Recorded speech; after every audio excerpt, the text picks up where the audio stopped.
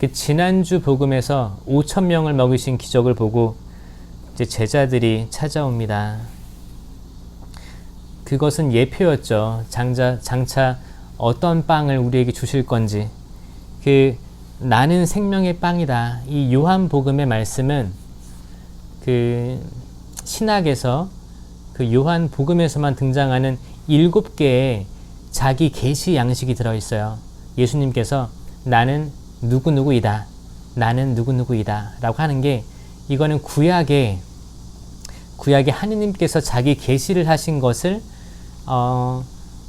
사용한 겁니다. 예수님께서는 구약의 예언자들의 말씀 그리고 하느님의 말씀을 이용하셔요. 사용하셔서 또 그 당시 사람들에게 이해할 수 있게끔, 그러니까 내가 왔는데 나는 구약의 하느님과 예언자들이 예표된 그리스도다 라는 것들을 말씀해 주고 계신 거예요. 하느님께서 자기 계시를 어떻게 했어요? 모세가 이집트에서 도망 나오죠. 사람을 죽여서 도망 나와서 있는데, 광야에 있는데 그 덤불이 있었습니다. 덤불이 불에 타고 있었는데 그 덤불은 타지 않았어요. 신기해서 다가가는데 목소리가 들리죠. 여기는 거룩한 땅이니 신을 벗어라. 그리고 하시는 말씀이 너 다시 돌아가라. 이집트로 돌아가라. 그리고 내 백성들을 내보내라. 자유롭게 해라. 그래서 이제 모세는 제가 지금 할 수 있는 게 없고 지금 도망 나와 있는 신세인데 어떻게 합니까? 라고 얘기를 하죠. 근데 하느님께서 이렇게 하면 된다라고 하시고 아론도 붙여줄 거고 아론이 너의 입이 될 것이다 얘기하시죠. 그러니까 모세가 얘기하는 게, 그러면 그들이 당신을 알아보게 제가 무엇이라고 얘기를 해야 됩니까? 어떤 하느님이신지 제가 어떻게 얘기를 합니까? 그러니까 하느님께서 얘기하시는 게 나는 있는 자다. 나는 있는 자 그로다. 영어로 하면 I am who I am 인 거예요. I am은 나는 뭐뭐이다 잖아요. 근데 who는 사람을 얘기하고 I am, 나는 있는 자 그 자체인 거예요.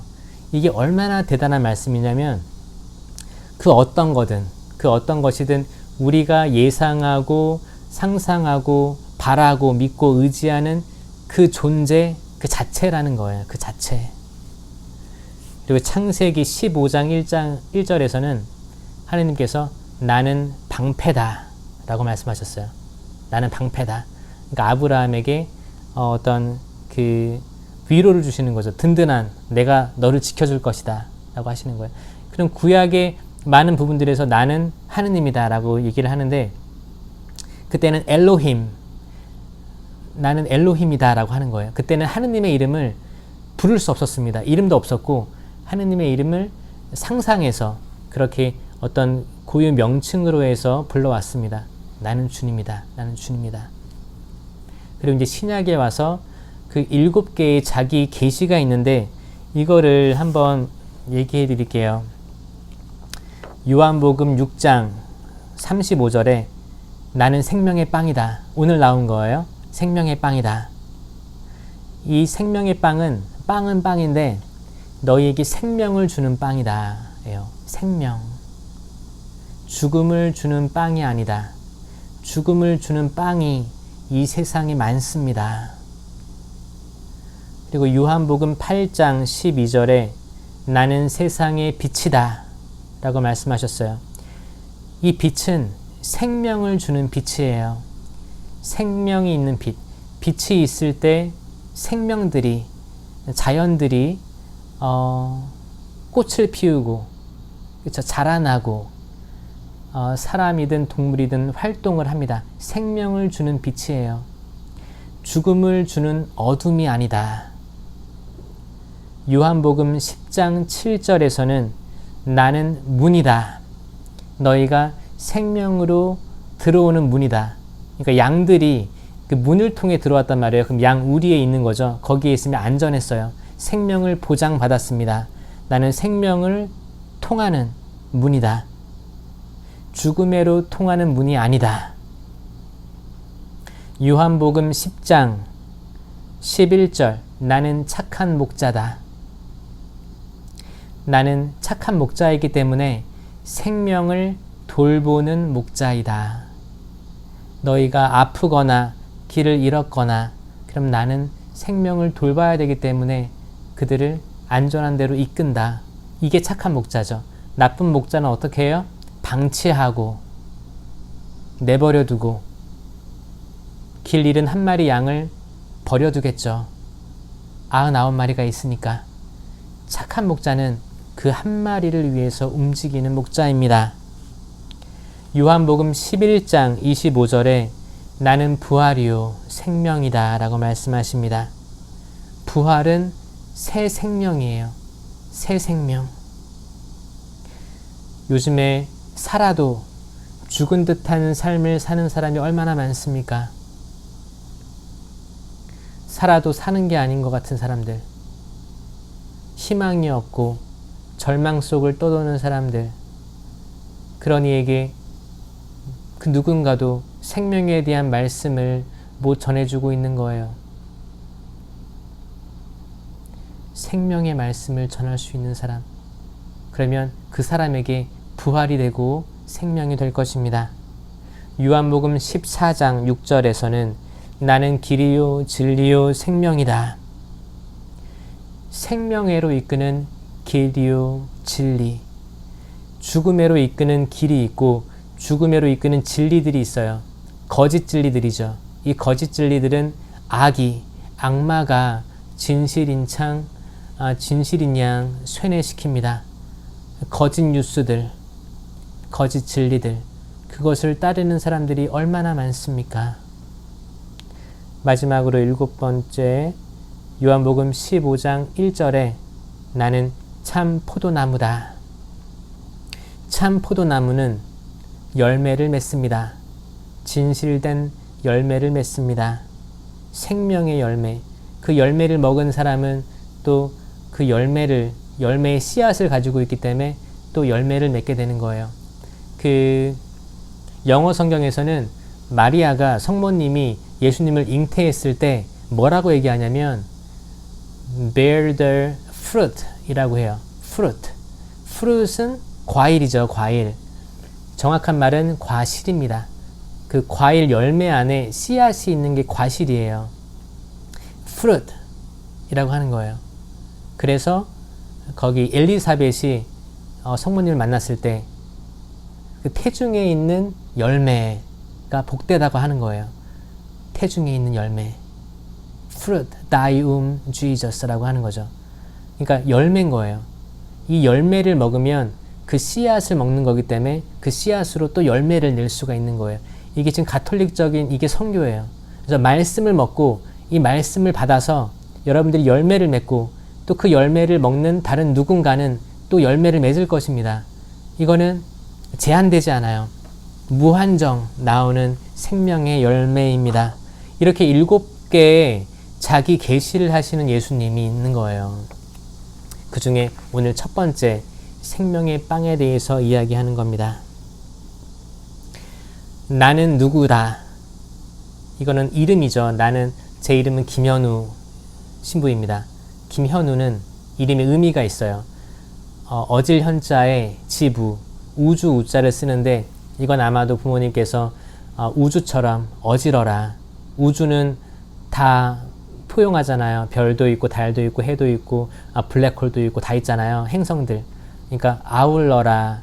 그러신 것 같아요. 제 추측하기에. 이름을 그냥 짓지 않습니다. 이름은 그 사람을 정의할 수 있고 그 사람을 추측할 수 있어요.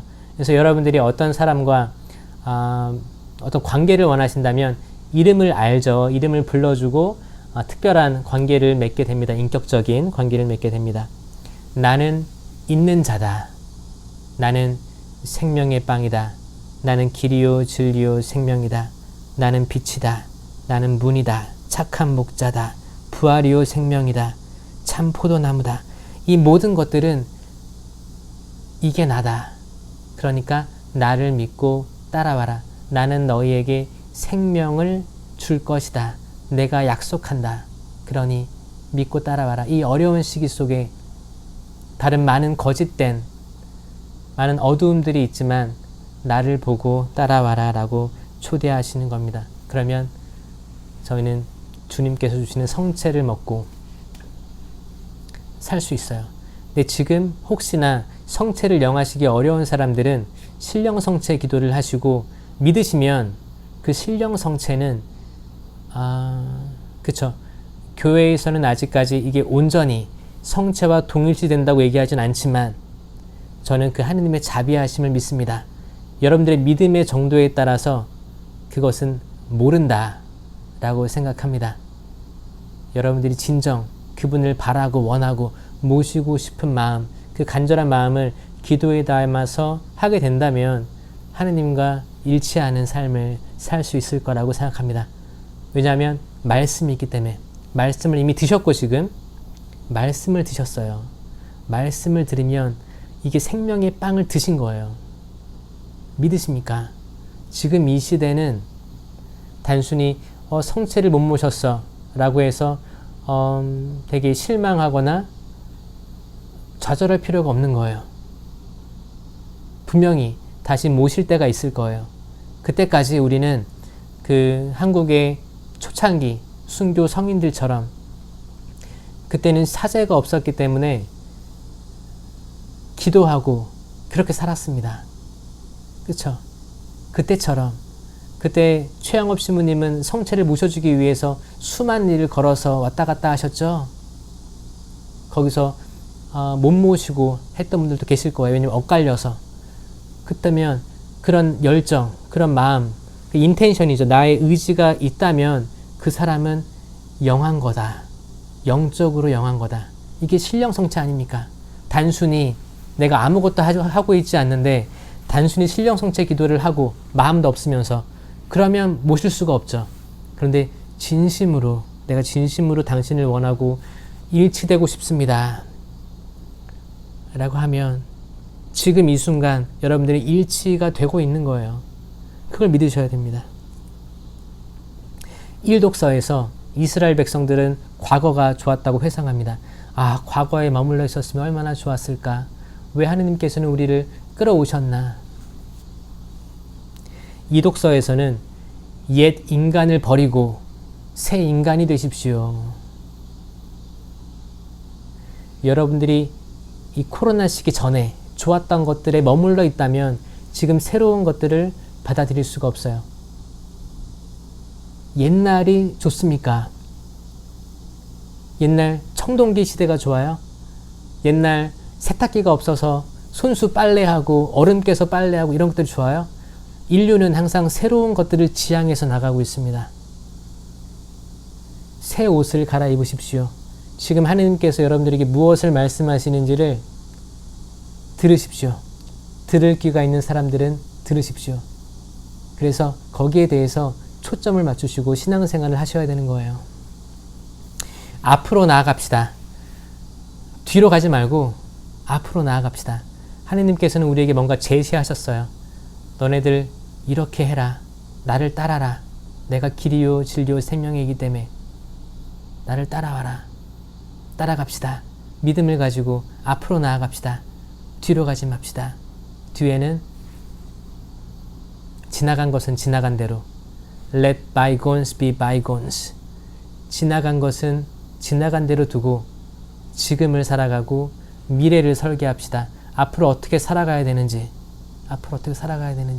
이 코로나 시대가 지난 다음에 우리는 어떻게 아이들에게 선교할 수 있을지, 청년들을 이끌어드릴 수 있을지를 생각합시다. 긍정적으로 바라봅시다. 아멘. 성부와 성자와 성령의 이름으로 아멘.